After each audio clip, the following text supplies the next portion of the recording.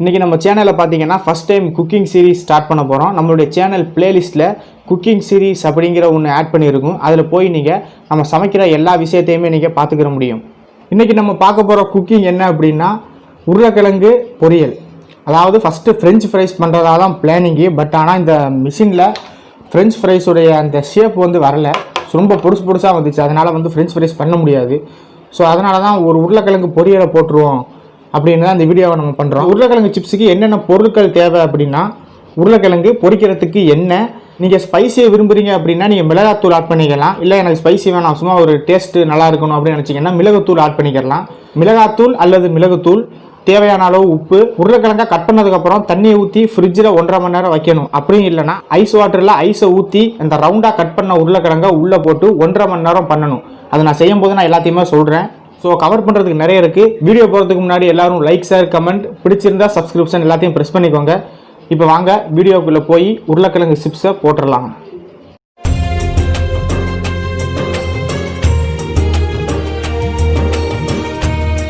நம்ம கத்தியை வச்சு கட் பண்ணுறதை விட இதில் கட் பண்ணுறதுக்கு ரொம்பவே ஈஸியாக இருக்குது. உருளைக்கிழங்குடைய தோலும் சீக்கிரமாகவே உறிஞ்சிச்சு.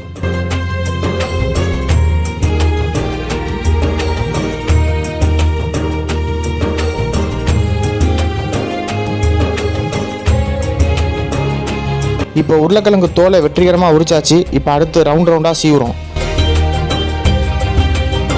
ஓகே, இப்போ ஒரு வழியாக நம்ம ரவுண்ட் ஷேப்பில் கட் பண்ணி முடிச்சாச்சு. இந்த பிளேடு ஒய் ஷேப் அப்படிங்கிறதுனால ஃபஸ்ட் டைம் ட்ரை பண்ணுறேன்.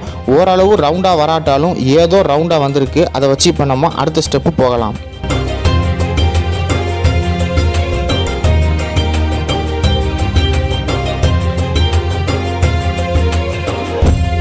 இப்போ கட் பண்ண உருளைக்கிழங்கு பீசஸ் எல்லாத்தையுமே எடுத்து பிளேட்டில் அசம்பிள் பண்ணுறோம்.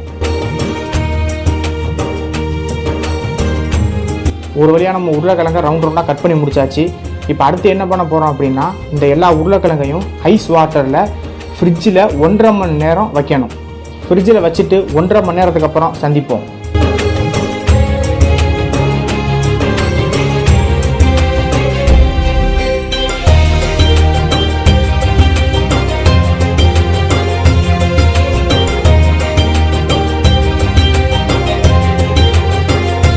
ஒரு வழியாக உருளைக்கிழங்கை ரவுண்டாக கட் பண்ணி ஐஸ் வாட்டரில் வச்சுட்டு வந்தாச்சு. ஐஸ் வாட்டர் இருந்துச்சு அப்படின்னா ஃப்ரிட்ஜ் தேவையில்லை, ஐஸ் வாட்டர்லேயே வச்சிடலாம். அப்படி ஐஸ் வாட்டர் இல்லை அப்படிங்கிற பட்சத்தில் தண்ணியை மட்டும் ஊற்றி ஃப்ரிட்ஜில் 1.5 மணி நேரம் வைக்கணும். அதை நம்ம கண்டிப்பாக பண்ணணும். அப்போ இல்லைன்னா அந்த கிறிஸ்பினஸ் உங்களுக்கு வராது. அந்த ரவுண்ட் ஷேப் உருளைக்கிழங்கு காஞ்சதுக்கப்புறம் நம்ம டேரெக்டாக குக்கிங் பண்ண போகிறோம். வாங்க பார்க்கலாம்.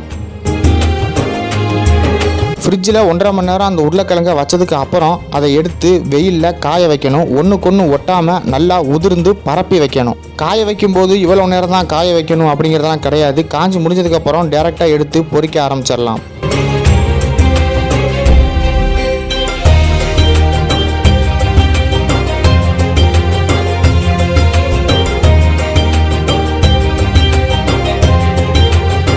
நார்மலாக காஞ்சிடுச்சு அப்படின்னாலே உங்களுக்கு அந்த கிறிஸ்பி வந்துடும். பட் வெயிலில் காஞ்சிச்சு அப்படின்னா கலர் மங்காது, அதே கலரில் தான் பொரியும். பட் இப்போ வெயில் இல்லை, அதனால் கலர் கொஞ்சம் கம்மியாக தான் பொரியும். பட் ஆனால் கிறிஸ்பினஸ் நல்லாவே வரும்.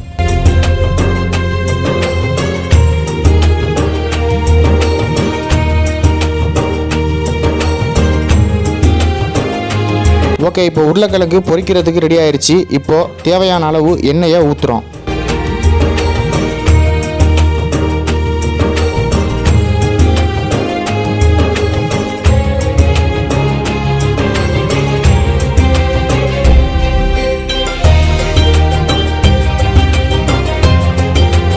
அப்புறம் எண்ணெய் சூடாயிருச்சா இல்லையான்னு பார்க்குறதுக்கு ஒரு சின்ன உருளைக்கிழங்கு பீஸை போட்டு செக் பண்ணுறோம்.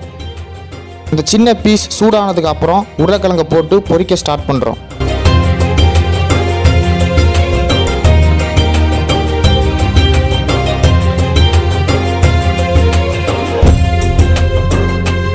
ஒரு சில டைம் சில்வர் சட்டியில் போட்டு பொரிக்கும் போது எண்ணெயோடைய ஹீட்டு தாங்காமல் டொப்பு டொப்புன்னு வெடிக்கும்.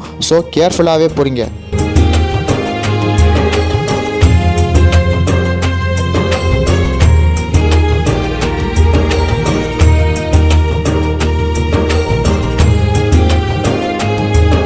குக்கிங்கில் உங்களுக்கு எது மெயினாக தெரிஞ்சிருக்கணும் அப்படின்னா, எது பொரிக்கிறதா இருந்தாலும் சரி அந்த பதம் வந்து உங்களுக்கு கண்டிப்பாக தெரிஞ்சிருக்கணும். அப்போ தான் பொரிக்க முடியும். அப்படி இல்லைன்னா கண்டிப்பாக கருவிடும். சிப்ஸில் ஒரு சைடு முருகுன பதம் தெரிஞ்ச உடனே அதை பெரட்டி போடணும். இப்போ அதை தான் நம்ம பண்ணுறோம்.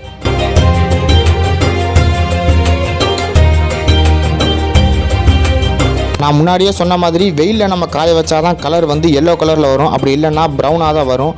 பட் ஆனால் இது கருகலை. சப்போஸ் நீங்கள் வெயிலே இல்லாமல் நீங்கள் காய வச்சிங்க அப்படின்னா இந்த மாதிரி எல்லோ ப்ளஸ் ப்ரௌன் இந்த கலரில் வரும்போதே எடுத்துருங்க. ஃபுல்லாக நீங்கள் ப்ரௌனை வர விட்டிங்கன்னா கண்டிப்பாக கருகிரும்.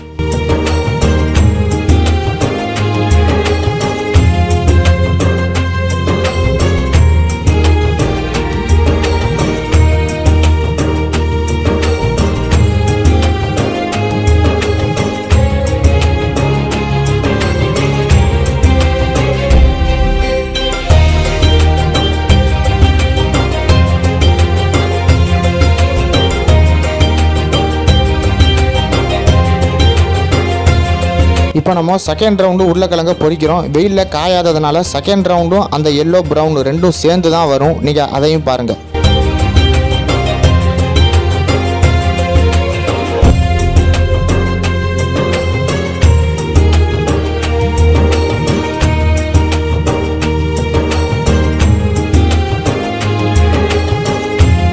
ஸோ இப்போ ஃபுல்லாக முறிவிருச்சு. செகண்ட் ரவுண்டு பாருங்கள், அதே கலரில் தான் வந்திருக்கு.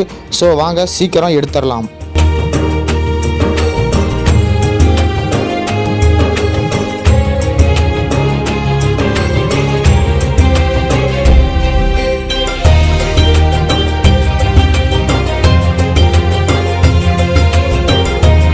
பொரிச்சு முடித்ததுக்கு அப்புறம் உப்பு போடுறதுனால பிரச்சனை இல்லை. ஸோ சமையல் பண்ணிக்கிட்டு இருக்கும்போது உப்பு போடும்போது கேர்ஃபுல்லாக போடுங்க. ஏன்னா சால்ட்டு தான் மெயின். கூடுனாலோ குறைஞ்சாலோ கண்டிப்பாக நமக்கு தான் பிரச்சனை. இப்போ சூப்பராக பொன் வறுவலாக பொரிச்சு எடுத்தாச்சு. இப்போ சால்ட்டையும் மிளகுத்தூளையும் போட்டு மேனேஜ் பண்ண போகிறோம்.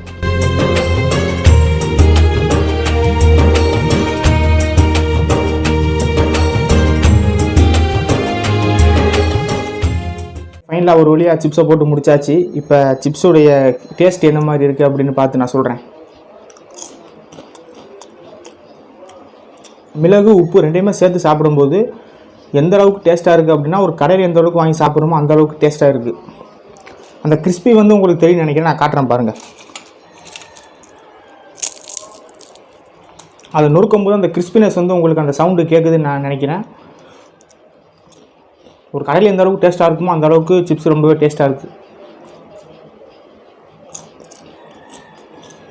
ஸ்பைசி விரும்புகிறவங்க மிளகாத்தூள் சேர்த்து சாப்பிட்டீங்கன்னா இன்னமும் ரொம்பவே சூப்பர் டேஸ்ட்டாக இருக்கும்.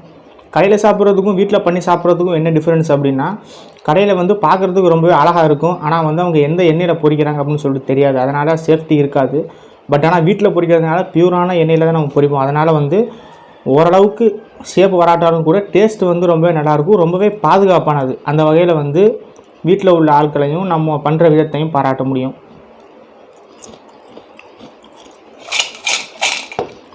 ஸோ அவ்வளோதான் வீடியோ. மீண்டும் அடுத்த வீடியோவில் உங்களை சந்திக்கிறேன். அதுவரை வாழ்க தமிழ்.